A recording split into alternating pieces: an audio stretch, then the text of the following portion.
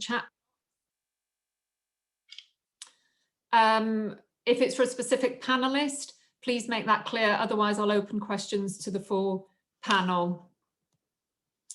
The session will be recorded and will be available on the UNODC website at the end. So having done housekeeping, welcome to this UNGASS Side event on the nexus between corruption and conflict as a critical factor for sustainable peace and security.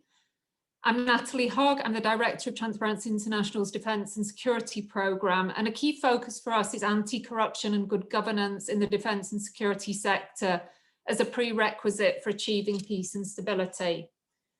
Back in 2018, the UN Secretary General, in remarks to the Security Council, recognised the importance of tackling corruption as part of efforts to maintain international peace and security, explaining that combating corruption and addressing governance challenges which lie at the root of many conflicts must be a component of preventative approaches. Today, we're going to discuss how corruption is both a driver of conflict and a barrier to peace and security, and explore actions that different actors can take to reduce risks of corruption throughout the spectrum of conflict and within institutions responsible for maintaining peace and security.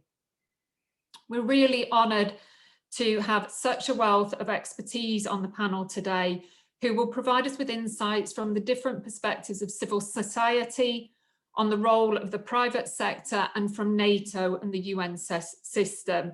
And they therefore represent stakeholders who coincide at the nexus of corruption and conflict. I'll introduce our panelists now in the order that they're going to speak. First of all, we have Mr. Salahuddin Hashim, Programme Manager for the Defence and Security at the Civil Society Legislative Advocacy Centre in Nigeria. He's an expert defence and security practitioner, as well as a policy and legislative advocacy trainer. He's a visiting lecturer at the Nigeria Defence Academy and the convener of the Civil Society Coalition on Ongoni Cleanup. He was also the national coordinator for the West Africa Civil Society Forum and the secretary of the Nigerian National Peace and Security Forum. He's engaged in reviews of national and defence and security policy in Nigeria, linking it with the environment. And he's also spent over a decade actively engaging the push and pull factors leading to radicalisation and de-radicalisation programmes in the northeast of Nigeria and on the Delta. Professor Anita Ramasastry is the chair of the UN Working Group on Business and Human Rights. She's a Henry M. Jackson Professor of Law at the University of Washington. She's a member of the United Nations Working Group on Business and Human Rights and leads on its work on corruption and on business and armed conflict, and authored the working group's recent reports to the Human Rights Council on combating corruption. She's also recently appointed as Special Representative on combating corruption to the OSCE.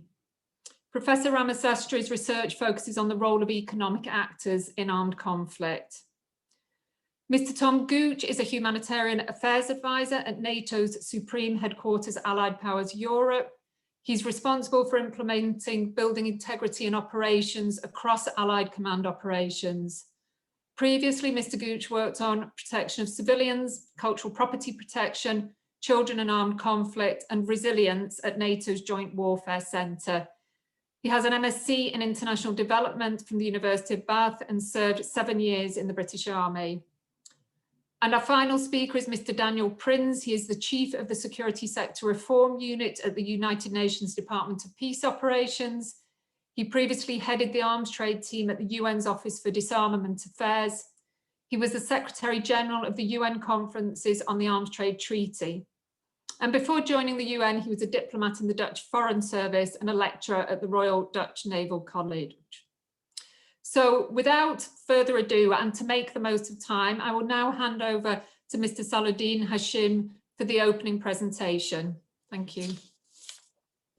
Thank you very much, Natalie, and good afternoon to every other person.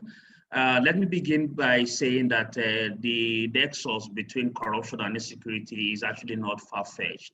And of course, corruption funds the embers of poverty, crimes, and of course, by extension, insecurity. We live in a country where in 2015, we had just 2 armed groups, and just by 2021, we already have 25 armed groups in Nigeria. And this suggested very clearly that there are a whole lot that has actually been linked as a result of increasing and the rising spate of corruption in the country. The advent of banditry, militancy, kidnapping, terrorism in Nigeria can be traced to corruption, actually, particularly in the Delta, where we have quite a number of militancy activities being championed by political thugs who were initially recruited by corrupt politicians purposely for the sake of elections.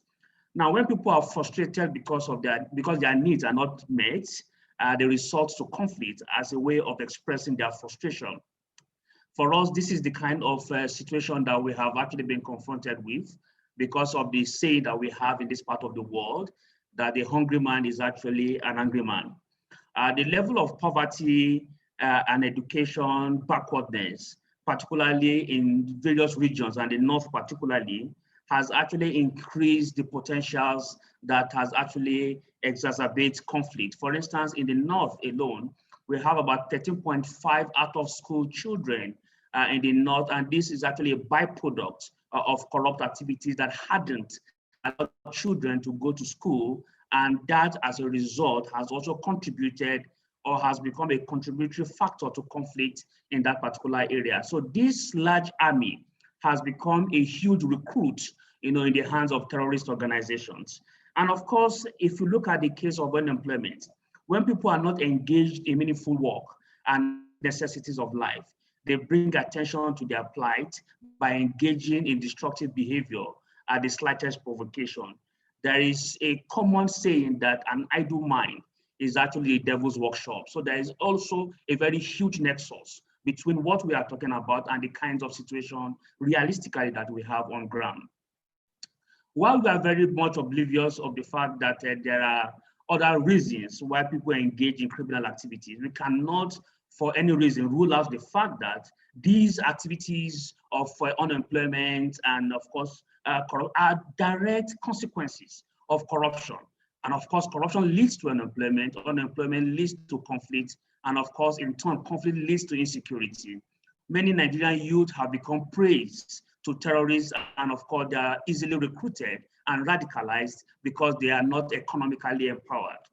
The impact of corruption on social, political, and economic, and largely security in the country has caused monumental damage in the security sector. And of course, for us, it is a clear case of the absence of accountability that has actually resulted into what we currently are seeing. And for you to also note, Nigeria is actually a classical example of a state that is completely captured by the elite. And this is a very huge gap and disparity that has been created and allowing for those who are left behind to struggle to also want to catch up with what is going on in the environment. And by so doing, there is this particular race for space and this competition for scarce resources. And this sort of competition creates the sort of anomalies and push that generates the kind of conflict that we find ongoing in our current environment.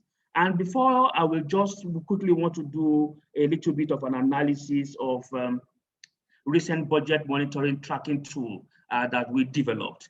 That particular monitoring tool had suggested that for a number of reasons, Nigeria is particularly spending so much into security.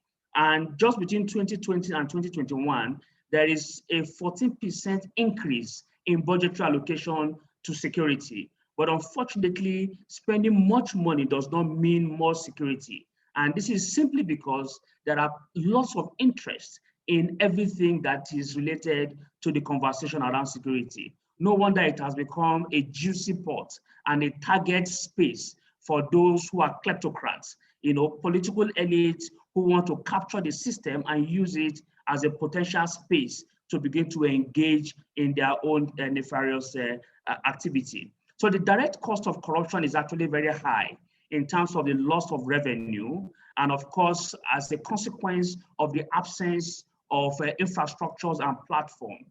Between 2014 And today, on different occasions, outside extra budgetary spendings and direct budgetary allocation, the country has actually withdrawn $1 billion at 2 different instances to be able to finance the procurement of platforms and intelligence, and of course, procure some level of hardware. But unfortunately, those monies have actually also ended up in private pockets. And for no reason, if you go to various theaters of operations, you will realize that there is practically nothing on the ground.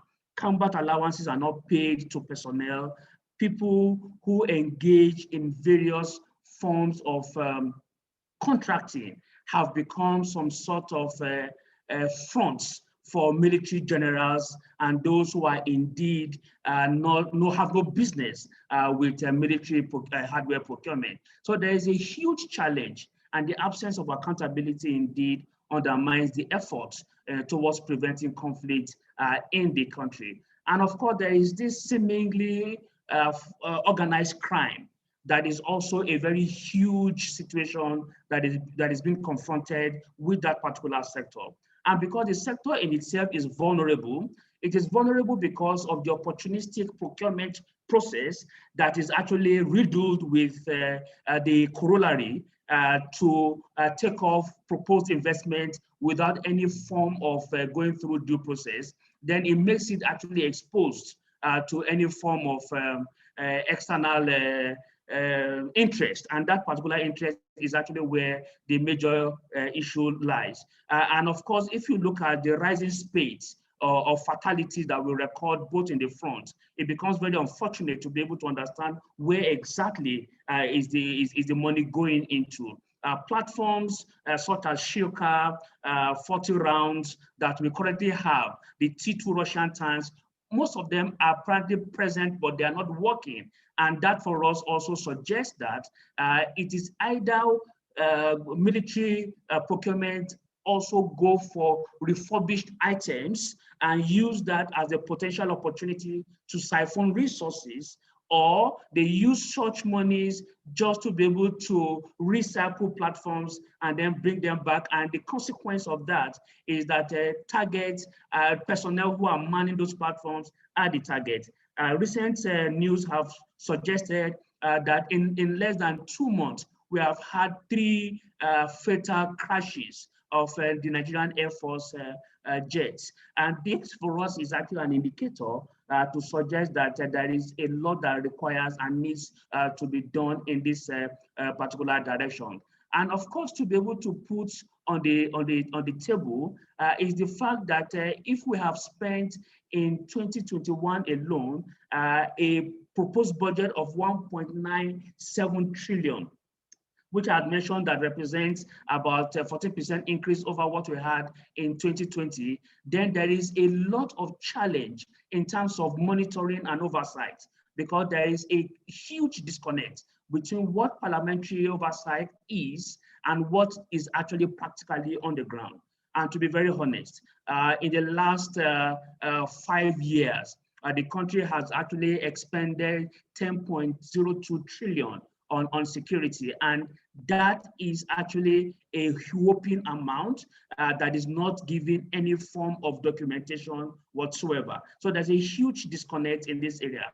And of course, to mention, in the 2021 budget, we have about 117 federal agencies that have received security votes that is worth 24.3 billion.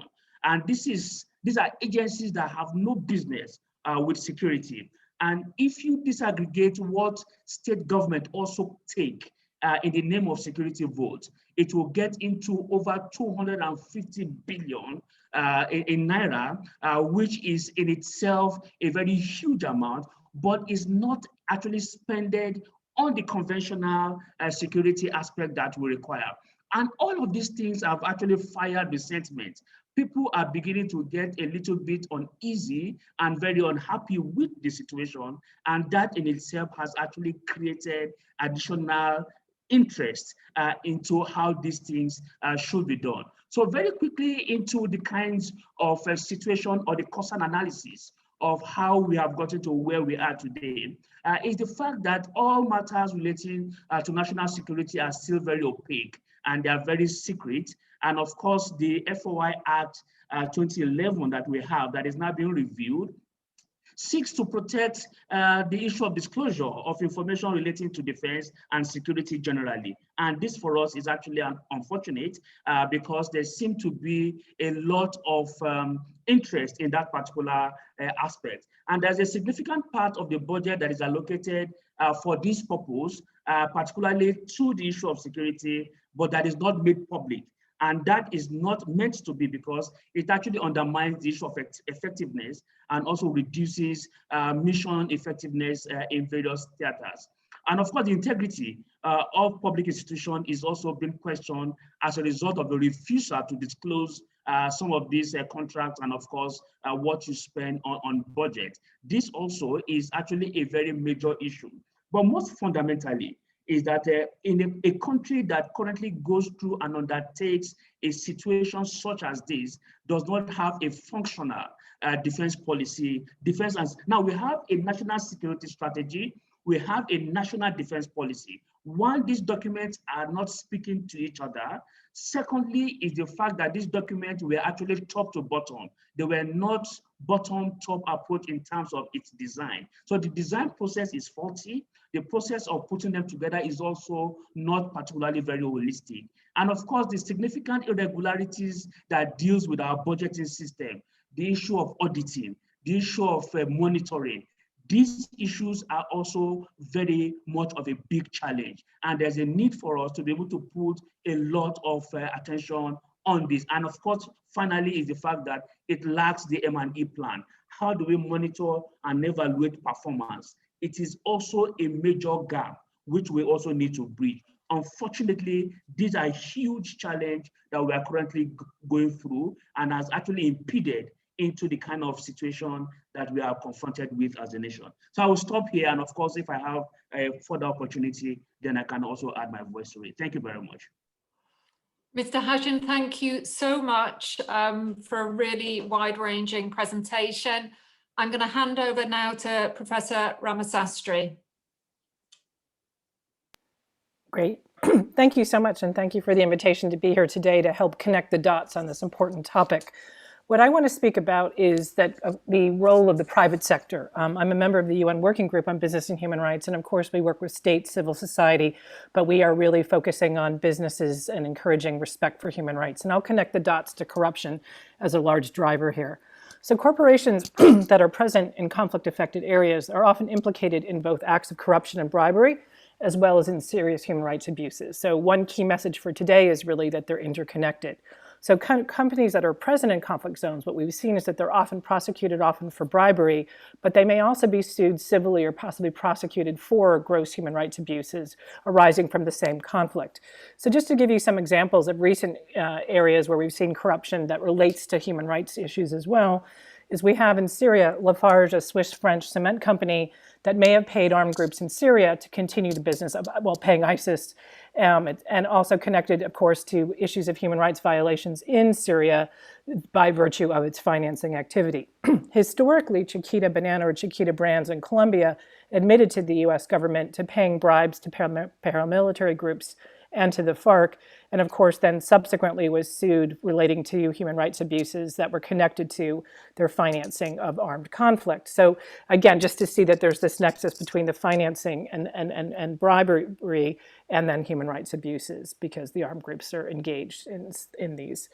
So extractive sector companies in particular have often been implicated in both of these. Another example was Rio Tinto, a company that has been implicated, an extractive company, in foreign bribery cases, as well as human rights abuses in places like Papua New Guinea during an internal civil conflict.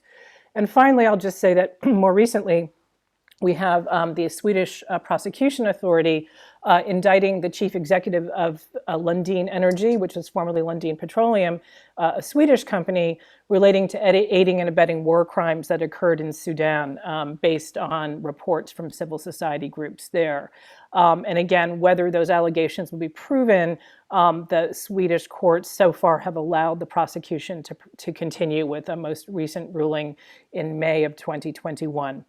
So the UN Working Group on Business and Human Rights has highlighted both the need for business to engage with heightened due diligence, and I'll talk about that in a minute, in conflict-affected areas through our report to the UN General Assembly in October of 2020. And previously, the previous June, we presented a report to the UN Human Rights Council on connections between this idea of business and human rights and business respecting human rights and the anti-corruption agendas.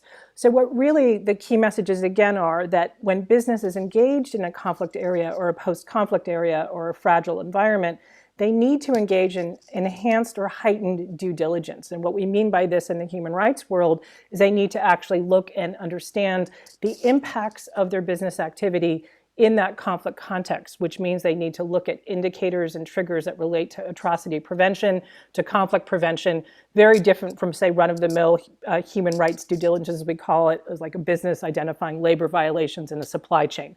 So this idea of heightened due diligence should also be then married with a heightened understanding that corruption risk may also be present. So companies need to both elevate what they're looking for in a conflict setting and then also think about the role of corruption in that context as well, and think about these things in a sort of holistic way about the impacts to people. And the key issue here is that business is not neutral in these contexts. And this is what we often have to focus on, especially in post-conflict contexts, which is that other UN agencies, especially the peace and security agencies or the development agencies within the UN family, really focus on business as a driver of economic development and change for good. And we want to say is, yes, that may be true, but first you have to understand that a business's presence can disrupt in a fragile context or an armed conflict the situation just by purely being there. And I think the cases that I've mentioned in the Sudan and Colombia and other places demonstrates that, right? The business gets implicated and becomes an actor. So corruption in conflict is not purely economic, and it is not victimless. So this is what we've tried to underscore through our work. And this UNGA special session is focused on this concept, and civil society has underscored this, right? That the idea is that corruption is certainly not victimless, and we need to think about that. So human rights is critical to that. So what does this mean from the UN Working Group's perspective? The first thing is that the UN itself, and this is something that we mentioned in our GA report, needs to recognize the role of business in post-conflict settings, not just about a positive role, but that business is not neutral, and its engagement with government or in a region can in many ways tip the balance of an already fragile environment. So the UN Guiding Principles on Business and Human Rights, which focus on ensuring businesses take steps to identify, prevent, and mitigate their human rights impacts, is actually going to be critical. And what we say here is that in addition to identifying human rights impacts, along that way, you should also build in sort of your anti-corruption compliance measures and think about this in a larger context.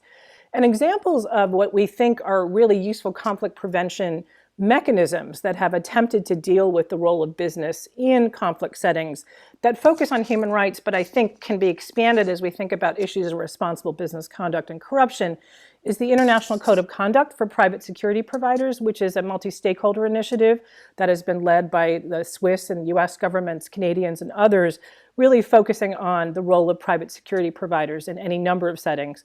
And there's also in the extractive sector, the voluntary principles on security and human rights. Again, really focusing on this idea of human rights due diligence and prevention as a way of promoting peace and security. So these we think are important illustrations. But we do think that the UN needs to recognize and integrate the peace and security, anti-corruption, and human rights agendas in a much more holistic way. And in our report, we call for this, and we'll be working on a roadmap looking at how you integrate the business and human rights agenda into these other UN frameworks and institutions moving forward. The second piece is that we would say states have a duty to investigate and prosecute international crimes committed by business and economic actors that occur within the context of conflict. Now, this may be by investigating human rights abuses or international crimes, but it may also be by thinking about the prosecution of corruption that's related to that, as in the case of Lafarge in Syria, where again, you look at the financial crime, but you understand it has the human rights impact. The Dan Gertler case has illustrated how economic sanctions can also be very powerful. Dan Gertler was an associate in the DRC of the former President Joseph Kabila, and he was placed on the sanctions list. The Magnitsky Act sanctions focus on both human rights and corruption as possible reasons for sanctioning. And again, in the situation of Dan Gertler, there were allegations relating to the mines that were licensed to his business entities in the DRC, and there were issues not only of corruption around those licenses, but also human rights abuses and connected to the communities and workers of those mines. And business itself needs to use an integrated and heightened due diligence approach when it is engaging in a complex environment. So that is another important piece. So we have a role for UN entities, a heightened role for states in terms of accountability and dealing with these issues in a more holistic way. And then business needs to step up and think about integrated and heightened due diligence in these complex and conflict-affected environments. And in terms of specific sectors, I would say that the defense sector is an interesting one. Of course, there is the arms trade treaty, but for most sectors that we deal with, the UN Guiding Principles on Business and Human Rights states that there's a separate duty for the private sector to respect human rights and to engage in human rights due diligence independent of state duties. So the defense sector is a little bit is interesting because it has, of course, this permitting function such that if it receives a license from the state, it sort of uses that as a proxy for its own human rights due diligence. And what we are looking at ourselves in our conflict work is to say, well, maybe not, right? The extractive sector, the pharmaceutical sector, the telecom sector, all of these are sectors that very often have large impacts and footprints in different jurisdictions and are also highly regulated, meaning that they're very often able to only engage if they have the permit or the approval of the state. So sort of similar to defense, but these sectors have embraced an independent responsibility with respect to human rights. So the question is, will the defense sector, should it also move in this direction? Up until now, the arms trade treaty and the sort of UN human rights discussion have really been in separate places. And the question is, should we start to look at whether they should relate to one another?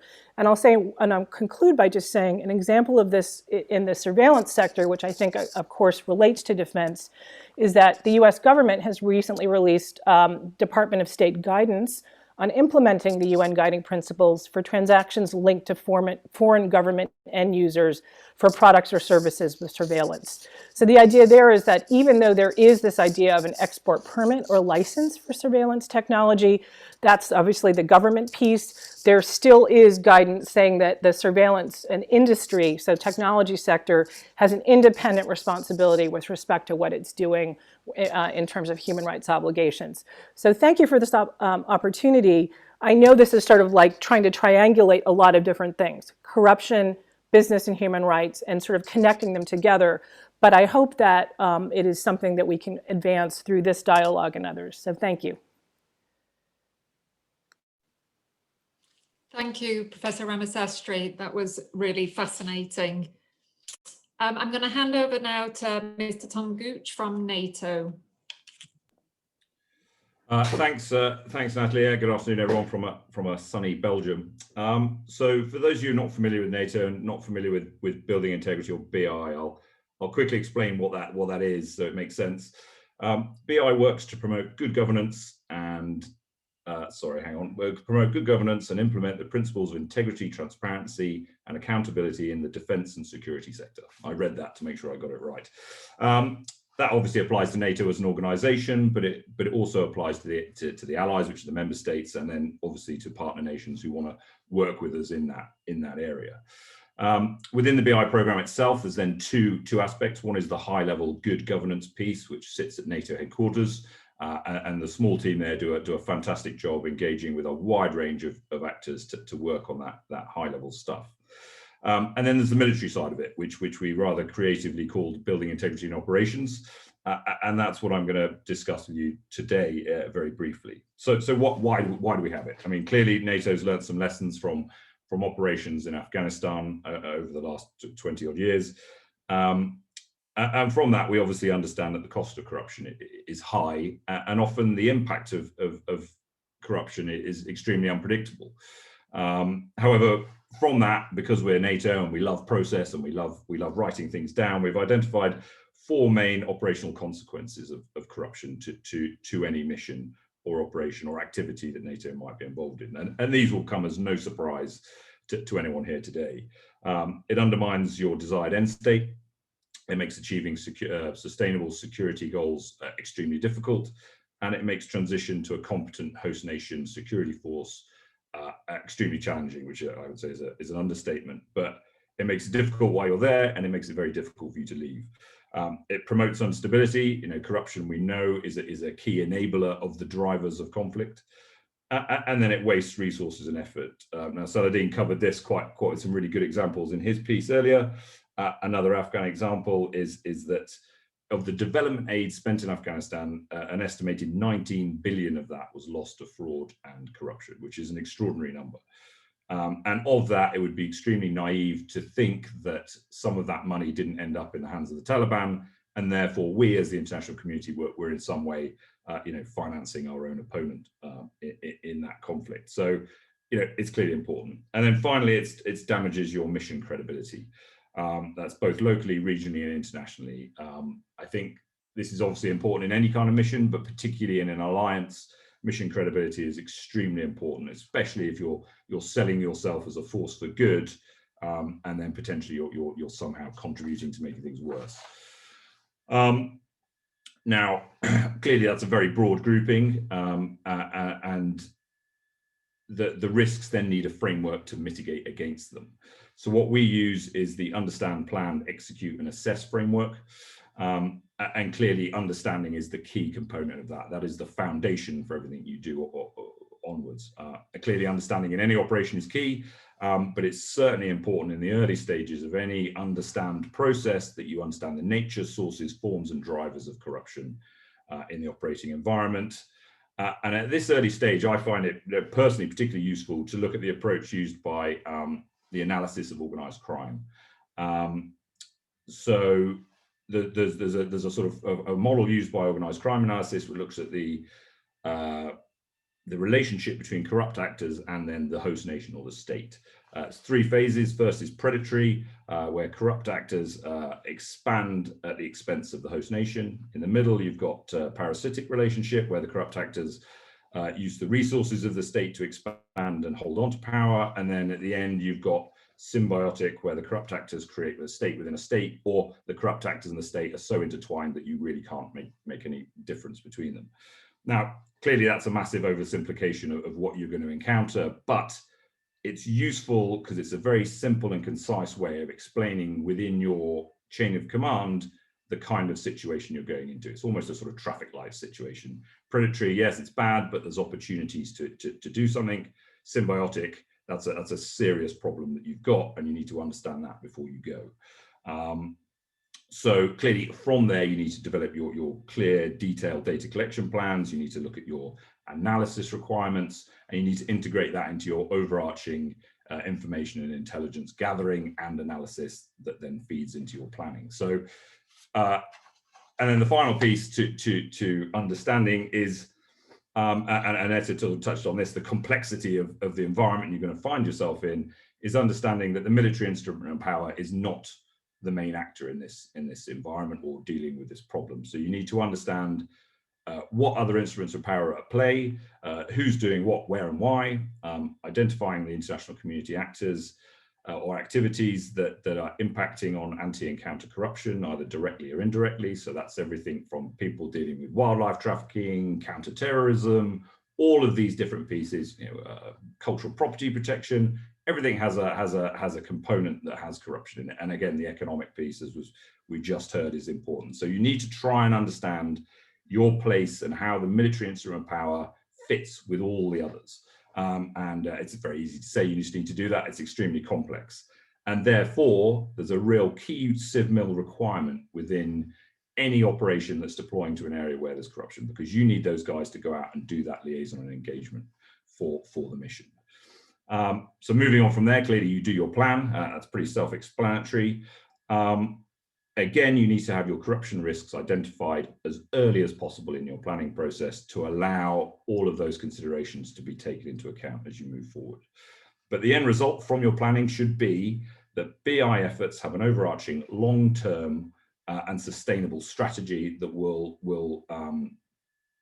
ensure that you avoid very tactical solutions, it avoids ad hoc solutions, and it avoids short-term solutions. And this is really the golden thread that should run through your operation, through all levels, strategic, operational, tactical, and through all phases. You need to, before you get there, and really before and after you leave, that you need to have a strategy that covers all of that. And then finally, you really have to define what success looks like at this stage to allow you to consider things later on. Moving on, you go into your execute, that's doing your operation. And BI efforts, again, as we said earlier, need to complement the international community and the other instruments of power where possible. You should try and avoid competing agendas with your host nation. However, if you're in a symbiotic type scenario, then that could be extremely difficult. And a couple of other challenges really exist in execution is that the short nature of operational tools, particularly in NATO, sort of 6 months, that makes continuity and coherence extremely difficult. And then a lack of BI capability, a lack of actually having people who are qualified to do this job, to go out on the ground and make the difference and do the analysis. And then finally, assess. So clearly, it's key that we keep learning and we keep learning, and we have that feedback loop within what we do on a mission. Whether a mission's 20 years long like Afghanistan, or if it's 6 months long, it doesn't matter. And so that's where the definition of success is important, because that allows you to then do evidence-based assessment of any building integrity efforts. This in itself is hugely challenging. How do you accurately measure levels of corruption? How do you do that over time so you can measure some kind of improvement, or establishing the link between your BI efforts and whether corruption's going up or down? Hopefully down, but how do you know? How can you link it? And then it's also the challenge of plugging into the international community, to the other instruments of power, because most of this sits well outside the military domain. So I'm almost out of time, but my key points are really, from a military mission side of things, leadership is key. In NATO, we're extremely fortunate. We have the Secretary General who's well behind BI, and that filters all the way through the chain of command in NATO. So that's great, but you need that. Second is resources. This is the hardest one, because this comes with a financial bill. You are competing always within a military mission. The guys in tanks want more tanks. The guys with airplanes want more bombs. And you as BI are fighting for, everything from intelligence gathering capacity, analysis. Do you have enough analysis? Are you going to get a BI analyst? Are you going to get guys on the ground who are qualified, stability policing units, for example? So you're constantly competing, and these come with a financial bill for your member states, and therefore you need to have a good argument for them. Like I said, there needs to be a civ-mil interface. That's key, and that needs to happen well before you deploy, and needs to continue all the way through the process. And then there's the golden thread, having that long-term BI, counter-corruption, anti-corruption, whatever you want to call it, that runs as a golden thread through your operation, through all levels, political to the tactical, and through all phases. That's me out of time, but obviously I'll happy to answer questions later. Thank you. Thanks so much, Tom. That was great explanation from a military side of things. I'd now like to hand the floor to Mr. Daniel Prinz. Thank you very much. Corruption and theft and tax evasion in developing countries, when added up, amount to a loss of $1.26 trillion per year. That is a United Nations estimate. It is more than what the world spends on international aid. And so today we're looking at the hefty part of this that's linked to security and defense. And I'm delighted to be a part of this panel and share some views on mainstreaming anti-corruption as an integral part of UN assistance to security sector governance and reform. And the work of Transparency International is very valuable to our organization, also because it underlines that corruption is a universal problem, not limited to any region or level of development. TI has rightly emphasized that corruption may be more prevalent in some countries than in others, but that such practices are universally seen by people as unacceptable. in our increasingly people-centered approaches to security at the UN, this is a fundamental understanding. Across our security sector reform engagements and policy frameworks, you will find one clear message: fighting corruption within the security sector matters. And at the UN, with our extensive experience both on the ground and in political processes, we recognize that a lack of integrity is directly at the root of many conflicts. TI put it well by saying that, quote, corruption and conflict are bedfellows, unquote. And so as we develop political strategies to prevent conflict and sustain peace, we continue to ask ourselves at the UN, what are the enablers of corruption in the security sector here, and what are effective means to fight it? So allow me maybe to reflect on ways to promote anti-corruption in UN assistance to national security sector reform processes by flagging 3 emerging good practices. First, the paramount importance of analyzing the political economy of the security sector. It's a quick win with long-term impact. That's why we've started to work with the World Bank to strengthen the affordability and financial sustainability of security sectors. In Somalia, for example, the bank and UNSOM jointly conducted a public expenditure review of the security and justice sectors in response to a national request. And this assisted Somalia in making financial decisions, analyzing trade-offs and devising models for the country's security and justice institutions. Its government was able to update personnel numbers and introduce a new security aid mapping system, which increased transparency of all forms of donor support to the security sector.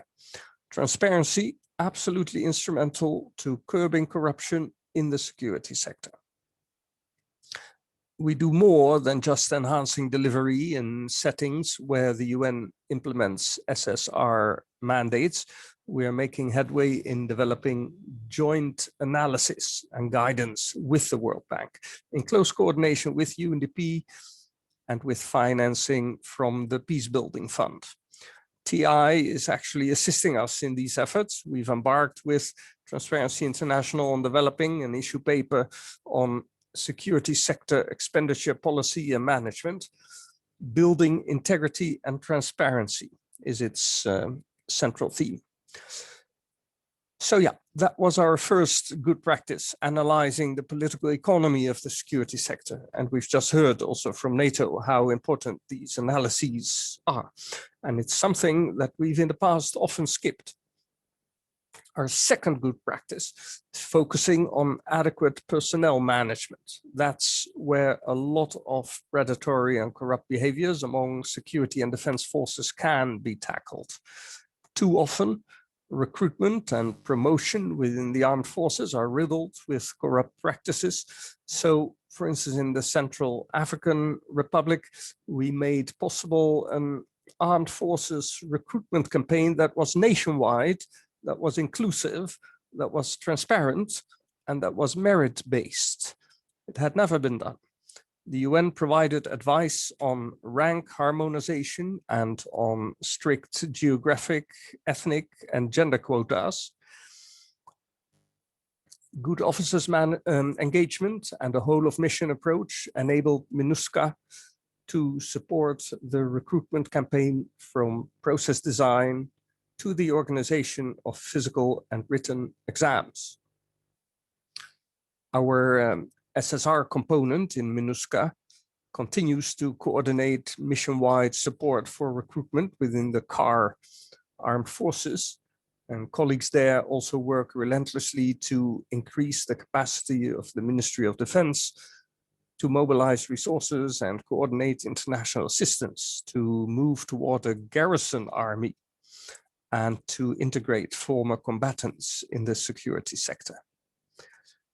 We also strengthen accountability and internal oversight mechanisms. It aims at reducing risks of military interference in political processes.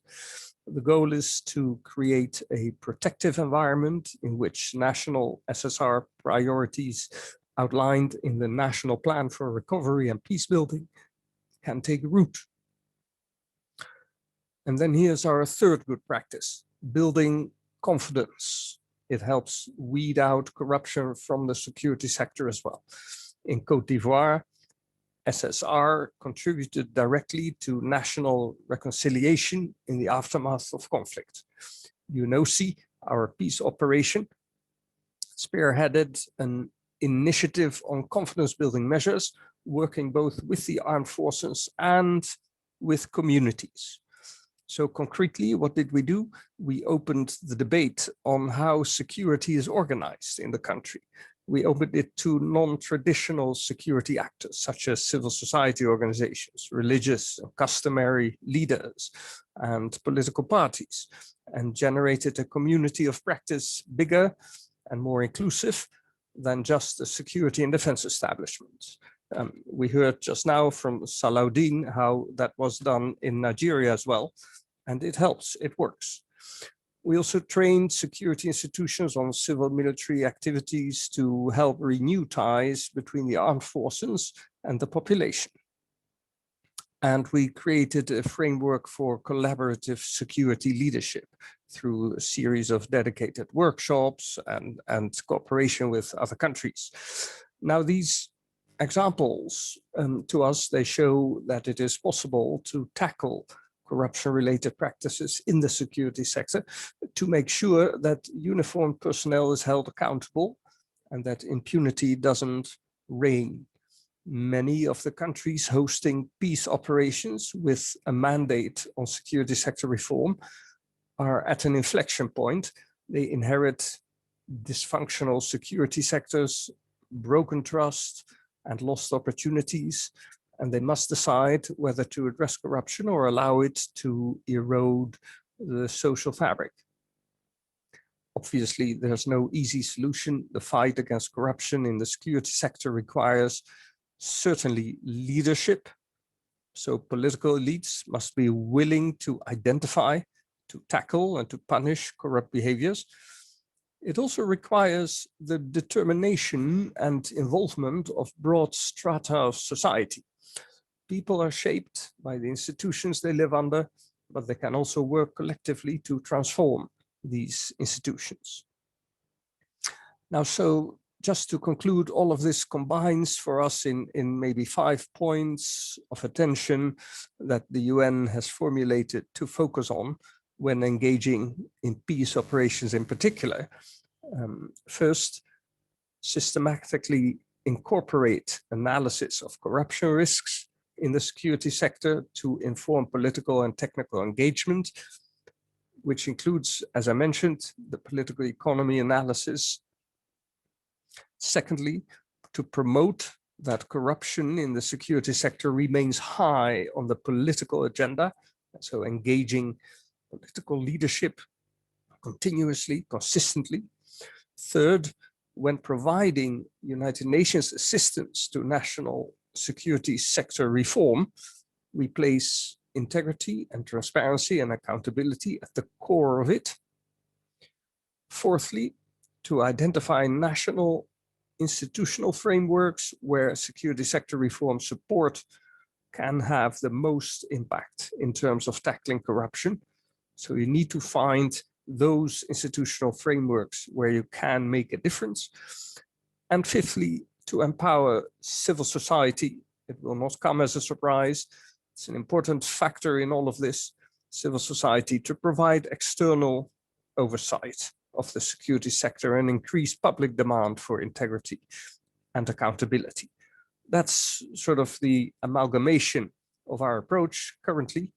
I think I'll leave it at that. Back over to you, Natalie. Thank you so much, Mr. Prinz, for that. I'd like to open up now, we've got about 10 minutes for questions to individual panelists or general questions that you would like to pose. I don't see anything in the chat, so I'll just pause for a second and see if anybody has a question they would like to ask.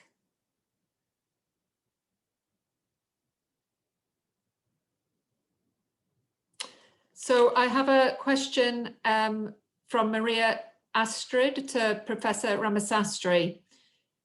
Do you think that the international community is moving on to hold business accountable for human rights violations? And what would that responsibility look like? And there's a second question: how can victims be recognized or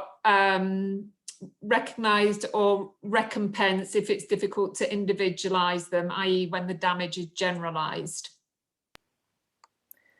Great, thanks. Just briefly, I think there are different approaches that are currently underway. One actually being led by Amnesty International is focusing on corporate crimes and looking at accountability through international criminal law, but also domestic prosecutions to hold businesses accountable for human rights violations that occur in the midst of conflict or really, in serious situations. So I think that's one approach, and really educating prosecutors globally around the need to pursue these cases. The Lundin case is an example of that, or the Lafarge.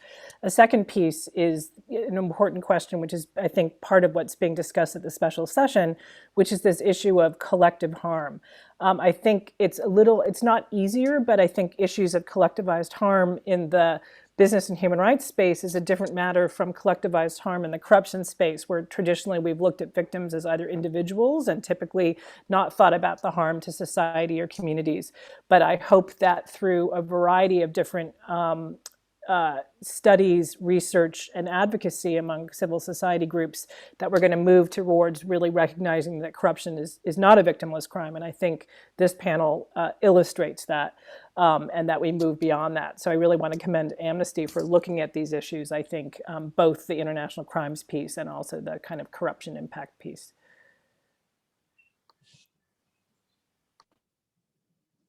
Thank you so much, Anita. Are there any other questions that people would like to pose to the panel?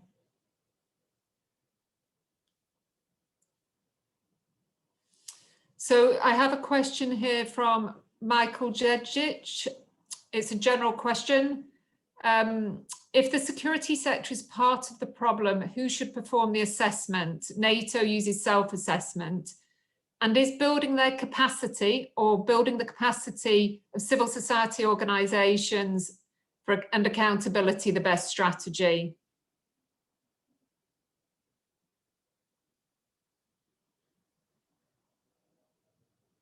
I don't know, Mr. Prinz, whether you would like to try and respond to that question.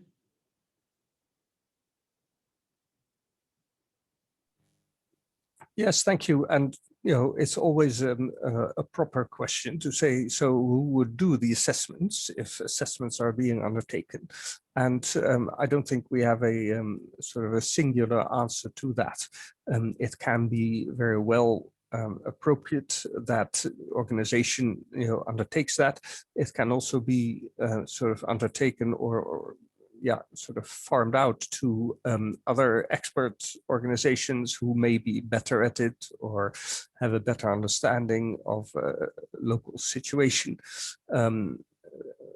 It's always good, of course, to work with local researchers wherever possible, and increasingly that's being done. And so I don't have a singular answer to this. It obviously is important that assessments are done by those who are not immediately sort of taking part in practice or in benefiting from whatever is being researched. But in this case, I think that is not the case. I see you're sort of looking at NATO uses self-assessment. I'm not sure, and Mr. Gooch will answer for NATO, but I think what we're talking about, I at least, is doing an assessment of the situation in the country, the political economy of the country. That's in itself not easy at all, and surely we can talk more about it.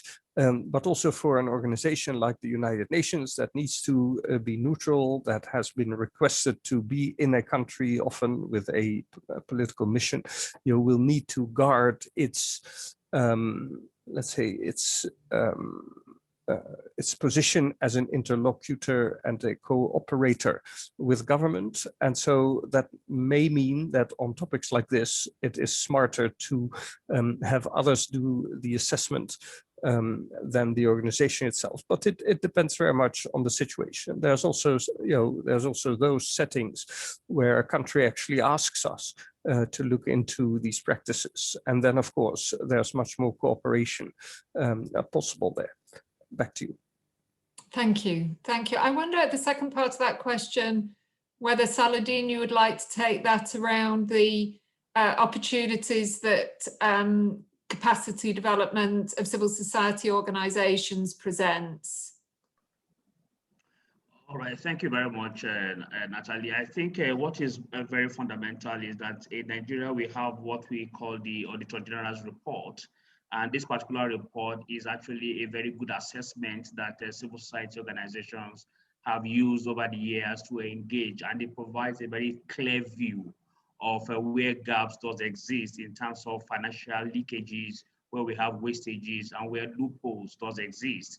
So that particular document is fundamental, and civil society have used it to develop a shadow report for their own monitoring. So I think part of the process is that civil society organizations over the years have also been able to build adequate capacity on public finance management as relates to security sector. And this in itself has actually supported the infrastructure for accountability in some space, and also has provided this kind of adequate tool readily deployed to do these kinds of assessment. So there are a variety of tools, but of course we can share probably in the chat room one or two of them. But of course, civil society over the years have been able to develop adequate monitoring skills to be able to identify some of these gaps. But the state have also become very creative, and they have become very elusive. But of course, there is this continuous learning that has also been part of the entire process. Thank you. Over to you. Thank you, Saladin. I'm going to do one last question and then just try to summarize some of the themes that have come through this.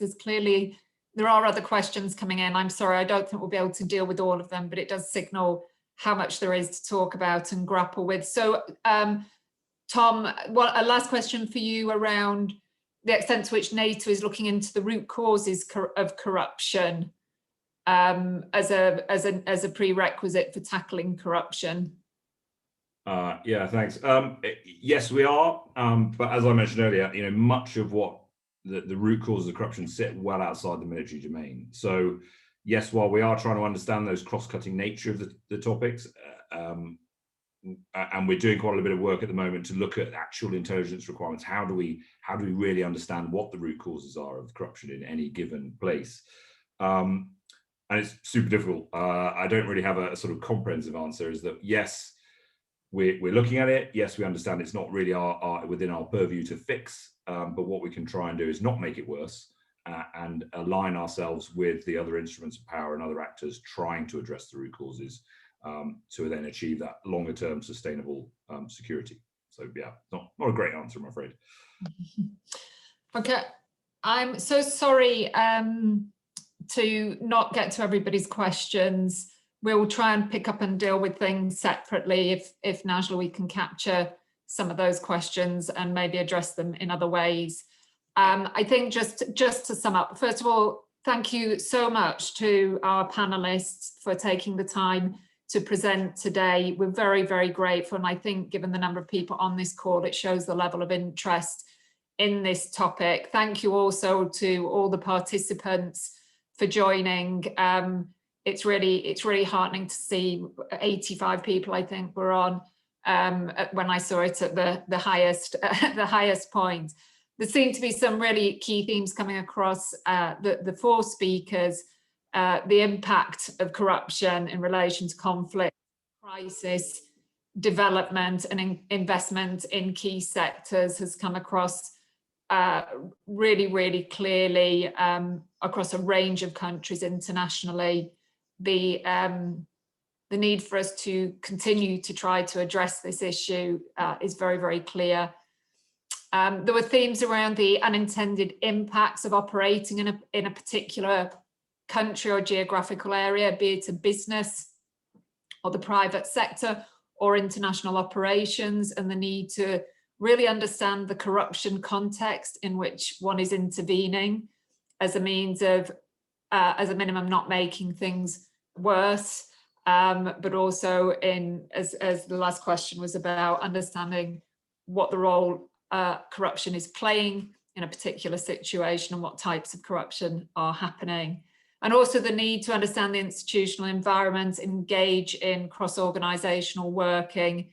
It's not the purview of any one organisation, and it will take international organisations, states themselves, civil society and the private sector to really get to grips with what is such a complex and multifaceted issue. So we are 2 minutes over time. I do feel like there's a lot more that we could discuss. We will try to bring some of this together in a blog following this session. And thank you very much and enjoy the rest of the side events at UNGASS. Thank you, everybody.